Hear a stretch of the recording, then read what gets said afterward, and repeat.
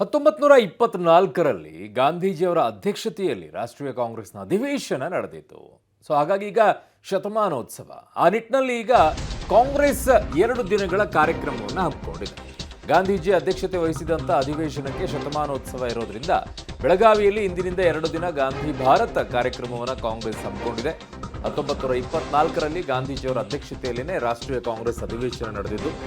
ಹಾಗಾಗಿ ಈ ಶತಮಾನೋತ್ಸವ ಸಂಭ್ರಮವನ್ನು ಆಚರಣೆ ಮಾಡೋಕ್ಕೇನೆ ಇವತ್ತು ಮತ್ತು ನಾಳೆ 2 ದಿನಗಳ ಕಾಲ ಕಾರ್ಯಕ್ರಮವನ್ನು ಹಮ್ಮಿಕೊಂಡಿದ್ದಾರೆ. ಎಲ್ಲ ರಾಜ್ಯಗಳಿಂದ ಕಾಂಗ್ರೆಸ್ ಪಕ್ಷದ ಗಣ್ಯರು ನಾಳೆ ಮತ್ತು ನಾಡಿದ್ದು 2 ದಿನವೂ ಕೂಡ ನಡೆಯುತ್ತೆ ಕಾರ್ಯಕ್ರಮ. 2 ದಿನ ಗಾಂಧಿ ಭಾರತ ಕಾರ್ಯಕ್ರಮ ಇದೆ. 2 ದಿನ ಇವತ್ತು ಮತ್ತು ನಾಳೆಗೆ ಇರುವಂಥ ಕಾರ್ಯಕ್ರಮಕ್ಕೆ ಬೇರೆ ಬೇರೆ ರಾಜ್ಯದಲ್ಲಿರುವಂಥ ಕಾಂಗ್ರೆಸ್ನ ನಾಯಕರೆಲ್ಲ ಇಲ್ಲಿಗೆ ಆಗಮಿಸಲಿದ್ದಾರೆ. ಅದರ ತಯಾರಿಯನ್ನೆಲ್ಲ ಮಾಡಿಕೊಂಡಿದ್ದಾರೆ. ಅದರ ಸಂಪೂರ್ಣವಾಗಿ ಡಿ ಕೆ ಶಿವಕುಮಾರ್ ಅವರೇ ಅದರ ಉಸ್ತುವಾರಿಯನ್ನು ವಹಿಸಿಕೊಂಡು ಹೇಗೆ ನಡೀತಾ ಇದೆ, ಯಾವ ರೀತಿಯಾಗಿ ತಯಾರಿಯನ್ನು ಮಾಡಿಕೊಂಡಿದ್ದಾರೆ, ಇವುಗಳನ್ನೆಲ್ಲ ನೋಡ್ತಾರೆ.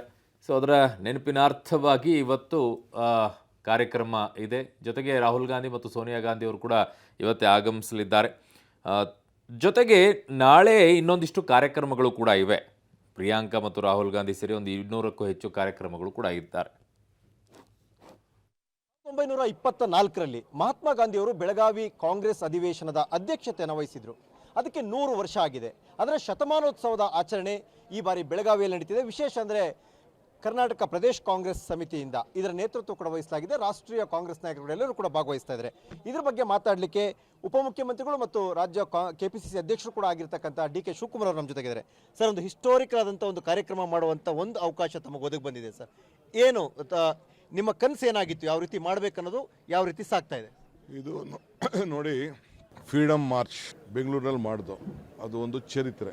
ನಾನು ಅಧ್ಯಕ್ಷ ಆದಮೇಲೆ ಅದೊಂದು ಐತಿಹಾಸಿಕವಾದಂಥ ಫ್ರೀಡಮ್ ಮಾರ್ಚ್. ಇಷ್ಟು ಜನ ಮೆಟ್ರೋ ನೋಡಿ ಫ್ರೀಡಮ್ ಮಾರ್ಚ್ನಲ್ಲಿ ಪಾರ್ಟಿಸಿಪೇಟ್ ಮಾಡಿ ಇಡೀ ದೇಶಕ್ಕೆ ಒಂದು ದೊಡ್ಡ ಸಂದೇಶವನ್ನು ಕಳಿಸಿದಂಥ ಅದೊಂದು ಮಾರ್ಚ್. ಅದು ನನಗೆ ಭಾಗ್ಯ ಸಿಕ್ಕಿತ್ತು. ಅದನ್ನು ಶ್ರೀಮತಿ ಸೋನಿಯಾ ಗಾಂಧಿಯವರಿಗೆ ನಾನು ಜೈಪುರ್ ಸೆಷನಲ್ಲಿ ಹೇಳಿದ್ದೆ ಅವ್ರಿಗೆ. ಇವತ್ತು ನಾನು ನಮ್ಮ AICC ಅವ್ರಿಗೆ ಈ ಪ್ರಸ್ತಾವನೆಯನ್ನು ಸಲ್ಲಿಸಿದೆ. ನೀವು ಬೇರೆ ರಾಜ್ಯಕ್ಕೆ ತೆಗೆದುಕೊಂಡು ಹೋಗೋದು ಸರಿ ಇಲ್ಲ, ಇದು ನಮ್ಮ ರಾಜ್ಯದಲ್ಲೇ ನಾನೇ ಇದನ್ನು ಮಾಡ್ತೀನಿ ಅಂತೇಳಿ ನಮ್ಮ ವರ್ಕಿಂಗ್ ಕಮಿಟಿಲಿ ಹೇಳಿದೆ. ಅವರೆಲ್ಲ ಒಪ್ಕೊಂಡ್ರು. ನಮ್ಮ ಸಂಘಟನೆ ಅನುಭವ ಅವರಿಗೆ ಗೊತ್ತಿದೆ. ಯಾಕೆಂದರೆ ಹಿಂದೆ AICCನೇ ನಾವು ಮಾಡಿದ್ದು. ಕೃಷ್ಣ ಅವ್ರ ಕಾಲದಲ್ಲಿ ಪ್ಲೆನರಿಲಿ ಕೂಡ ಮಾಡಿದ್ದು. ನಾವು ಸುಮಾರು 8-9 ಸಾವಿರ ಜನ ಎಲ್ಲ ವ್ಯವಸ್ಥೆ ಮಾಡಿದ್ದು. ಇವತ್ತು ಕೂಡ ಒಂದು ದೊಡ್ಡ ಮಟ್ಟದ ಒಂದು ಬಹಿರಂಗ ಸಮಾವೇಶ ಕೂಡ ನಾವು ಮಾಡ್ತಾಯಿದ್ದೇವೆ. ಬಾಪು ಭೀಮ್ ಸಂವಿಧಾನ ಸಮಾವೇಶ ಇದು ಇಲ್ಲಿ ಇದಕ್ಕೊಂದು ಹೊಸ ಹೆಸರನ್ನು ಕೂಡ ಇಲ್ಲಿ ಕೊಟ್ಟಿದೆ. ಬೈಟೆಕ್ ಇಲ್ಲಿಗೂ ಒಂದು ಹೊಸ ಹೆಸರು ಕೊಟ್ಟಿದೆ. ಅಂದರೆ CWC ಭಾಗವಾಗಿ ಇದು ಇಲ್ಲಿ ಮಹಾತ್ಮ ಗಾಂಧೀಜಿಯವರು ಯಾವ ಗಂಟೆಲಿ ಅವರು ಅಧಿಕಾರ ತೆಗೆದುಕೊಂಡು 26ನೇ ತಾರೀಕು 3 ಗಂಟೆಗೆ ಅವರು 1924ರಲ್ಲಿ ಯಾವ ತಗೊಂಡ್ರು ಅದೇ ಗಂಟೆಲೆ ಇಲ್ಲಿ ಪ್ರಾರಂಭ ಆಗುತ್ತೆ. ಇಲ್ಲಿ CWC ಆರಂಭವಾಗುತ್ತೆ. ತಮ್ಮ ಪಕ್ಷದ ಯಾವ ಎಲ್ಲ ನಾಯಕರು ಅಂದ್ರೆ ಈಗ ಸೋನಿಯಾ ಗಾಂಧಿ, ರಾಹುಲ್ ಗಾಂಧಿ ಎಲ್ಲ ಈ ರೀತಿ ನಿರೀಕ್ಷೆಗಳಿದೆ, ಅವರೆಲ್ಲರೂ ಭಾಗವಹಿಸ್ತಾರೆ, ಹೇಗಿದೆ ಅವರು? ಎಲ್ಲ ನಾಯಕರುಗಳು ಇವತ್ತು ಮಲ್ಲಿಕಾರ್ಜುನ್ ಖರ್ಗೆ ಅವರು ನಮ್ಮ ರಾಜ್ಯದವರು, ಅವರು ಅಧ್ಯಕ್ಷರಿದ್ದಾರೆ.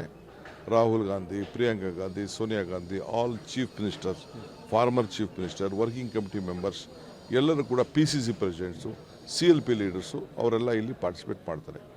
MP ಗಳು ಇರಲಿಲ್ಲ, MP ಗಳಾಗಲಿ ಸೆಕ್ರೆಟರಿಗಳು ಇರೋದಿಲ್ಲ.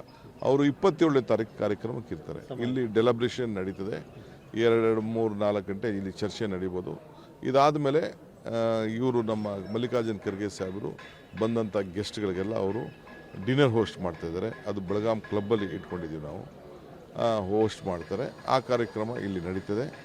ಅದಾದ ಮೇಲೆ ತಿರ್ಗಾ ಅವರು ನಾಳೆ 27 ಬೆಳಗ್ಗೆ ಸರ್ಕಾರಿ ಕಾರ್ಯಕ್ರಮ ಸುವರ್ಣಸೌಧದಲ್ಲಿ ಒಂದು ಗಾಂಧಿ ಇದರ ನೆನಪಿನಲ್ಲಿ ಗಾಂಧಿ ಪ್ರತಿಮೆಯನ್ನು ಅಲ್ಲಿ ಅನಾವರಣ ಮಾಡ್ತಾಯಿದ್ದೀವಿ. ಅಲ್ಲಿ ಆಗ್ತದೆ. ಅಲ್ಲೇನು ದೊಡ್ಡ ಭಾಷಣ ಏನು ಜಾಸ್ತಿ ಇಲ್ಲ. ಅಲ್ಲಿ CM ಅವರು ಮಧ್ಯಾಹ್ನ ಲಂಚ್ ಹೋಸ್ಟ್ ಮಾಡ್ತಾರೆ. ಒಂದು 11:30-12 ಗಂಟೆಗೆ ಲಂಚ್ ಹೋಸ್ಟ್. ಅದಾದಮೇಲೆ ನಾವು ವೆನ್ಯೂಗೆ ಬರ್ತೀವಿ. ಮಹಾತ್ಮ ಗಾಂಧೀಜಿ ನಗರ ಏನೋ ಒಂದು ಸಮಾವೇಶ ಇದೆ, ಅಲ್ಲಿಗೆ ಬರ್ತೀವಿ. ಬಂದ ತಕ್ಷಣ ಆ ಕಾರ್ಯಕ್ರಮ ಸಾಂಸ್ಕೃತಿಕ ಕಾರ್ಯಕ್ರಮ ಇರ್ತದೆ. ಕೆಲವು ನಮ್ಮ ಕರ್ನಾಟಕ ರಾಜ್ಯದ ಕಲೆ ಒಂದು ಅರ್ಧ ಗಂಟೆ ಪ್ರದರ್ಶನ ಕೂಡ ಆಗ್ತದೆ. ಅದಾದಮೇಲೆ ಎಲ್ಲ ನಾಯಕರುಗಳು ಮಾತಾಡ್ತಾರೆ. ಸರ್, ಮಹಾತ್ಮ ಗಾಂಧಿಯವರು ಅಧ್ಯಕ್ಷತೆಯನ್ನು ವಹಿಸಿದ್ದು ರಾಜ್ಯದ ಬೆಳಗಾವಿಯಲ್ಲಿ ಅನ್ನುವಂಥ ನಮಗೊಂದು ಹೆಮ್ಮೆಯ ವಿಚಾರ. ಅಂತಹ ಹೆಮ್ಮೆಯನ್ನು ಪ್ರತಿಬಿಂಬಿಸುವಂಥ 100ನೇ ವರ್ಷದ ಸಂಭ್ರಮದಲ್ಲಿ ಒಂದಷ್ಟು ಡಿಕ್ಲರೇಷನ್ಗಳು ಬರಬಹುದಾದರೆ ಏನನ್ನು ನಿರೀಕ್ಷೆ ಮಾಡಬಹುದು? ನೋಡಿ, ಅವರು ದೇಶಕ್ಕೆ ಮಾರ್ಗದರ್ಶನ ಕೊಡ್ತದೆ. ಯಾವತ್ತೂ ಕಾಂಗ್ರೆಸ್ ಪಾರ್ಟಿ ತನ್ನ ಪಕ್ಷದ ಒಂದು ಮಾತ್ರ ಚಿಂತೆ ಮಾಡೋದಿಲ್ಲ. ಕಾಂಗ್ರೆಸ್ ಶಕ್ತಿ ದೇಶದ ಶಕ್ತಿ, ಕಾಂಗ್ರೆಸ್ ಇತಿಹಾಸ ದೇಶದ ಇತಿಹಾಸ. ಕಾಂಗ್ರೆಸ್ ಯಾವಾಗಲೂ ಕೂಡ ಯಾವುದೇ ಪಾರ್ಟಿ ಈ ದೇಶದಲ್ಲಿ ಅಧಿಕಾರದಲ್ಲಿದ್ದರೆ ಅವ್ರಿಗೆ ಮಾರ್ಗದರ್ಶನ ಕೊಡುವಂಥ ಕೆಲಸ ಮಾಡ್ತದೆ. ನಮ್ಮ ರಾಜ್ಯಕ್ಕೂ ಮಾರ್ಗದರ್ಶನ ಕೊಡುವಂಥ ಕೆಲಸ ಮಾಡ್ತದೆ. ಡಿಕ್ಲರೇಷನ್ಸು ಬರ್ತದೆ. ಏನು ಸಂದೇಶ ಕೊಡಬೇಕು ಆ ಸಂದೇಶ ಕೂಡ ನಾವು ಕೊಡುವಂಥ ಕೆಲಸ ಮಾಡ್ತಾರೆ. ಅದು ನಾವು ಮುಂದಕ್ಕೆ ಹೆಜ್ಜೆ ತೆಗೆದುಕೊಂಡು ಹೋಗಬೇಕು. ತಮಗೆ ವೈಯಕ್ತಿಕವಾಗಿ ಇಂಥ ಒಂದು ಕಾರ್ಯಕ್ರಮದ ನೇತೃತ್ವವನ್ನು ವಹಿಸುವಂಥ ಅವಕಾಶ ಸಿಕ್ಕಿದ್ದು, ತಾವು ಅದನ್ನು ಹೇಗೆ ವಿಶ್ಲೇಷಿಸಿ? ನೋಡಿ, ಎಲ್ಲರಿಗೂ ಈ ಅವಕಾಶ ಸಿಗಲ್ಲ. ಎಲ್ಲಿ ಶ್ರಮ ಇದೆಯೋ ಅಲ್ಲಿ ಫಲ ಇದೆ, ಎಲ್ಲಿ ಭಕ್ತಿ ಇದೆಯೋ ಅಲ್ಲಿ ಭಗವಂತ ಇದ್ದಾನೆ. ನನಗೆ ಶ್ರಮ ಇದೆ, ನನ್ನ ಶ್ರಮಕ್ಕೆ ಫಲ ಸಿಕ್ಕೇ ಸಿಗ್ತದೆ. ಎಲ್ಲಿ ಭಕ್ತಿ ಇದೆಯೋ ಅಲ್ಲಿ ಭಗವಂತ ಇದ್ದಾನೆ. ಹಂಗೆ ಮಹಾತ್ಮ ಗಾಂಧೀಜಿಯವರು ಎಲ್ಲರಲ್ಲೂ ದೇವರನ್ನು ಕಾಣ್ಬೋದು ಅಂತ ಹೇಳಿದ್ದಾರೆ. ಹಂಗೆ ನಾವು ಮಾಡೋಂಥ ಕೆಲಸದಲ್ಲಿ ಇವತ್ತು ನಾವು ದೇವರನ್ನು ಕಾಣ್ತೀವಿ. ಇದು ಉಪಮುಖ್ಯಮಂತ್ರಿ ಡಿ ಕೆ ಶಿವಕುಮಾರ್ ಅವರು ಹೇಳ್ತಾ ಇರುವಂಥ ಮಾತು. ಅಂದರೆ ಮಹಾತ್ಮ ಗಾಂಧಿಯವರು ಬೆಳಗಾವಿ ಅಧಿವೇಶನ ಅಧ್ಯಕ್ಷತೆ ವಹಿಸಿ ಶತಮಾನೋತ್ಸವದ ಆಚರಣೆಯ ಸಂದರ್ಭದಲ್ಲಿ ಒಂದು ಐತಿಹಾಸಿಕವಾದ ಕಾರ್ಯಕ್ರಮಕ್ಕೆ ಬೆಳಗಾವಿ ಸಾಕ್ಷಿಯಾಗ್ತಿದೆ.